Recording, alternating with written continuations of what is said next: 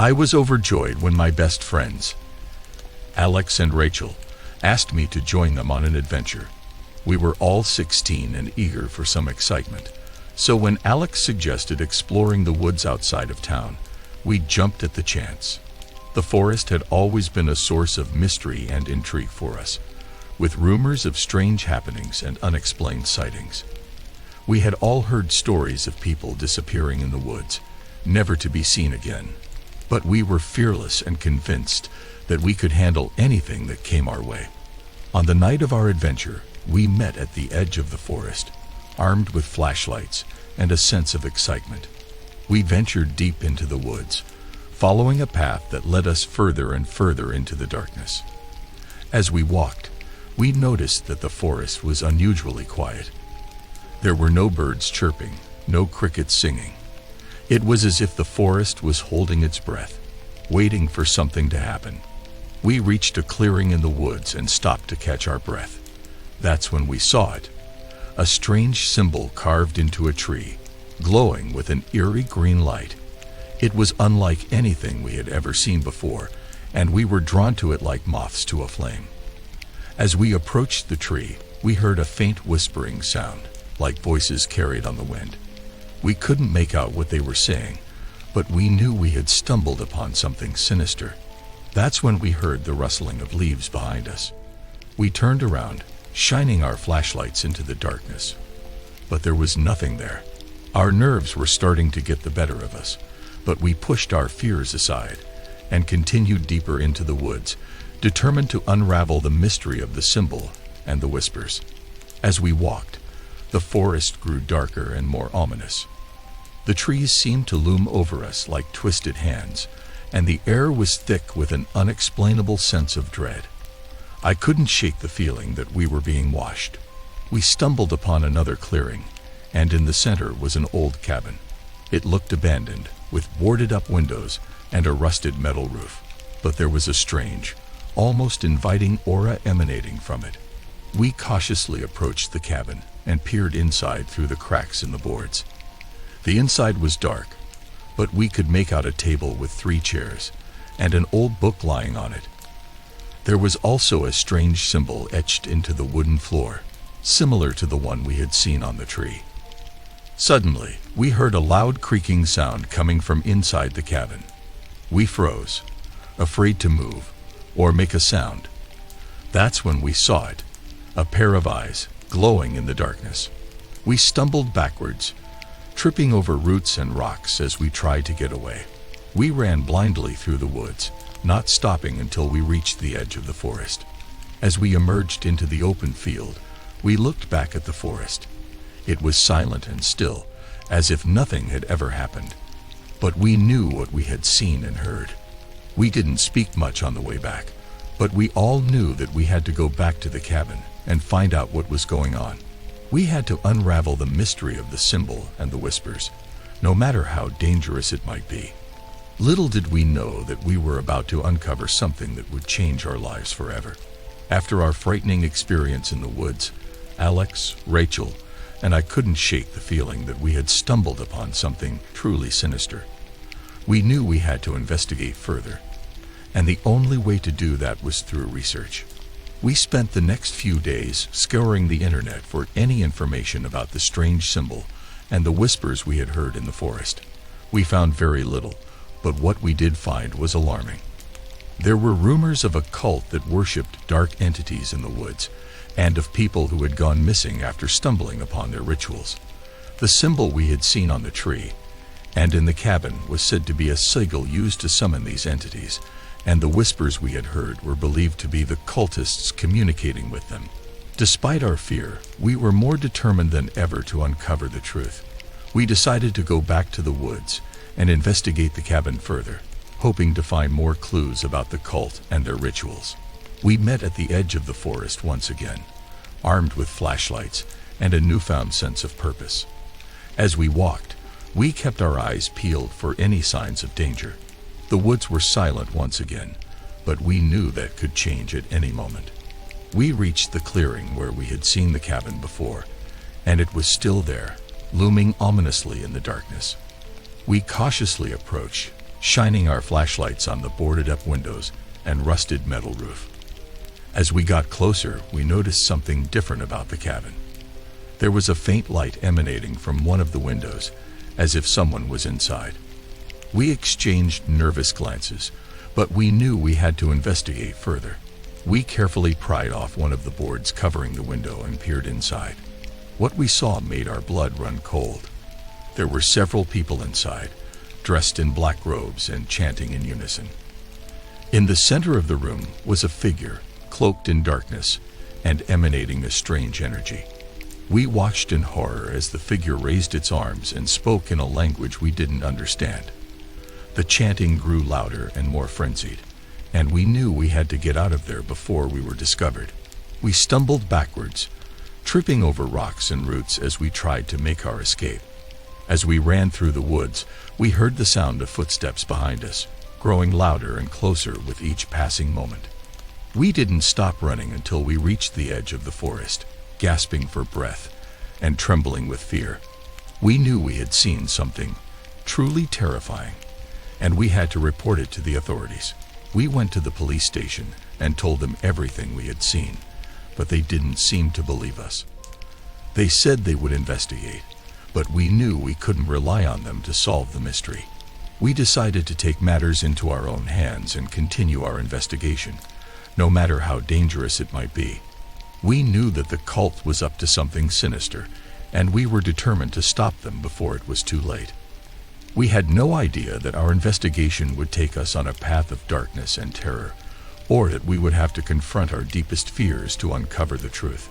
But despite the danger and uncertainty, we were determined to stop the cult and put an end to their sinister rituals, no matter the cost.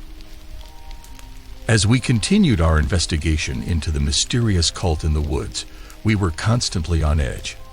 We didn't know who we could trust or where the cultists might be hiding. But as we dug deeper, we began to suspect that one of our own might be involved. It started with small things. Alex was always disappearing for hours at a time, claiming to be working on a school project or spending time with family. But we couldn't shake the feeling that something wasn't right. Then, one day, Rachel and I decided to follow him. We trailed him through the streets of our small town, trying to stay out of sight as he made his way to the edge of the forest. We watched in horror as he disappeared into the woods, and we knew we had to follow him. We crept through the underbrush, keeping our distance as he made his way deeper and deeper into the forest. Finally, we reached a clearing where we saw him meet with a group of people, all dressed in black robes and chanting in unison. We watched in horror as they performed a dark ritual, using the same symbol we had seen in the cabin. As the cultists dispersed, we knew we had to confront Alex. We waited until he was alone before approaching him, our hearts pounding with fear. "What the hell is going on?" Rachel demanded, her voice shaking with anger. Alex looked at us with a mix of fear and defiance. "I can't tell you," he said. "It's for your own safety." We didn't believe him. We knew we had to get to the bottom of this, no matter the cost. Over the next few days, we followed Alex everywhere he went. We listened in on his phone calls and monitored his internet activity, hoping to find a clue that would explain his involvement with the cult. Finally, we found something. A message from someone named the Master, instructing Alex to perform a ritual in the woods at midnight. We knew we had to stop him. We waited until he was asleep before stealing his keys and making our way to the forest. As we crept through the woods, we could hear the faint sounds of chanting in the distance. We knew we were getting close. Finally, we reached the clearing where Alex was performing the ritual. He was surrounded by the cultists, who were all chanting in unison as he performed the dark ritual. We knew we had to act fast. We charged into the clearing, screaming and shouting, hoping to disrupt the ritual. The cultists turned on us, their eyes burning with anger and hatred. But we didn't back down. We fought with all our strength, determined to put an end to their sinister plans. In the chaos that followed, we managed to grab Alex and drag him away from the cultists. We didn't stop running until we reached the edge of the forest, panting and trembling with fear. We knew we had put a stop to the cult's plans, but we also knew that we were in danger. The cultists would be looking for revenge, and we had no idea what they were capable of. We went to the police and reported everything we had seen and done. It wasn't long before the cult was discovered and brought to justice.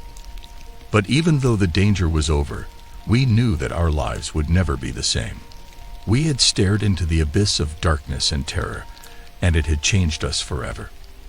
After our harrowing encounter with the cult in the woods, life slowly began to return to normal. But the memory of that night continued to haunt us, filling our dreams with nightmares and our waking moments with fear. For a while, we tried to put it all behind us. We went back to our routines, hanging out at the mall and going to movies, trying to forget the horrors we had faced. But it wasn't long before we began to notice strange things happening around us. Objects would move on their own, doors would slam shut for no reason, and we would hear strange whispers in the dark of night. At first, we tried to ignore it. We convinced ourselves that it was just our imaginations, that we were still shaken up from what had happened in the woods. But the incidents continued to escalate, becoming more and more frequent and intense. We knew we had to do something before it was too late. We turned to the only person we thought might be able to help us, Mrs. Jenkins, the local psychic. She listened patiently as we recounted our story, nodding gravely as we spoke. When we finished, she took a deep breath and closed her eyes. "There is a darkness that lingers around you," she said. "It clings to your souls like a shroud, but there is a way to banish it, to free yourselves from its grip." She instructed us to gather certain items and meet her in the woods at midnight, where she would perform a ritual to cleanse our souls of the darkness that had taken root there. We were hesitant at first, but we knew we had to do something. We gathered the items she had requested and made our way to the woods, our hearts pounding with fear. As we approached the clearing where we had confronted the cult, we saw Mrs. Jenkins standing in the center, surrounded by candles and other mysterious objects. She beckoned us closer, her eyes fixed on ours. "Are you ready to be free?" she asked. We nodded, too afraid to speak. Mrs. Jenkins began to chant, her voice rising and falling in a strange, otherworldly cadence. We could feel a strange energy in the air, a sense of power and possibility. As the ritual continued, we began to feel a sense of release, a weight lifting from our shoulders. We knew that we were being freed from the darkness that had clung to us for so long. When the ritual was over, we felt different, lighter, freer, more alive. We knew that we had finally put the horrors of the cult behind us, and that we could move forward with our lives. We thanked Mrs. Jenkins and made our way back to our homes, feeling a sense of peace and closure that we had never experienced before. As we lay in our beds that night, we knew that the memory of the cult and the darkness that had followed us would never truly leave us. But we also knew that we were stronger now, and that we could face anything that came our way. In the days that followed Mrs. Jenkins' ritual, we found that the strange occurrences around us had ceased. It seemed that the darkness that had followed us for so long had finally been banished, and we were grateful for the peace that had returned to our lives. But even as we tried to move on, the memory of our experience lingered in our minds.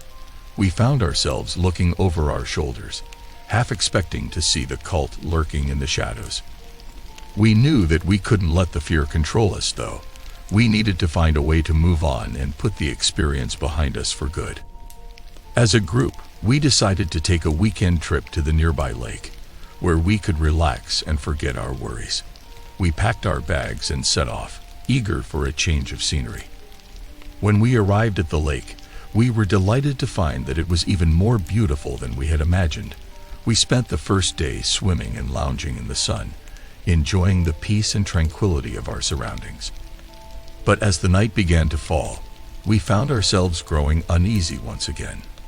The darkness of the woods around us seemed to press in on us, reminding us of the horrors we had faced. We tried to ignore our fears, sitting around the campfire and telling ghost stories to scare each other. But even as we laughed and joked, we knew that the memory of the cult was never far from our minds. It wasn't until the next morning, when we decided to go for a hike around the lake, that we began to truly move on from our experience. As we walked along the trail, we found ourselves lost in the beauty of the forest. The sunlight filtered through the trees, casting dappled patterns on the ground. Birds chirped and sang, filling the air with their sweet melodies. For the first time in months, we felt truly free, unencumbered by the fear and darkness that had plagued us for so long. As we returned to our campsite that evening, we knew that we had finally put the cult and the darkness behind us. We were ready to move on with our lives, to embrace the future and all of its possibilities. Looking back on our experience, we knew that it had been a harrowing one, but we also knew that it had taught us valuable lessons about the power of fear and the strength of the human spirit. And as we sat around the campfire that night, watching the stars twinkle overhead, we knew that we had truly moved on from our mysterious horror evening in the forest.